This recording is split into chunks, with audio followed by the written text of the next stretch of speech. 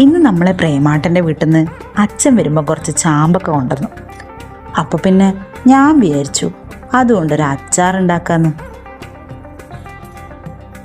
അച്ചാറുണ്ടാക്കാൻ ചാമ്പക്കയെല്ലാം മുറിച്ചിട്ടേരാ ഓർമ്മ വന്നേ. ഇഞ്ചിയും വെളുത്തുള്ളിയും ഇല്ലാന്ന്. അമ്മ വേഗം പുതിയരിലെ കൃഷ്ണാട്ടൻ്റെ പീടികയിൽ പോയിട്ട് ഇഞ്ചിയും വെളുത്തുള്ളിയും കൊണ്ടുവന്നു. അതെല്ലാം മുറിച്ചിട്ട് വിനാഗിരി ഒഴിച്ച് എള്ളെണ്ണയിൽ മുളക് പൊടിയും ഉലുവപ്പൊടിയും മഞ്ഞപ്പൊടിയും കായപ്പൊടിയും ഒന്ന് മൂപ്പിച്ച് അതിലേക്കിട്ടു.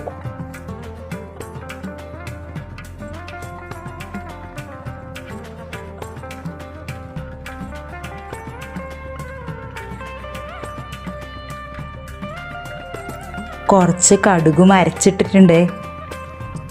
എല്ലാം കൂടി ഒന്ന് മിക്സാക്കി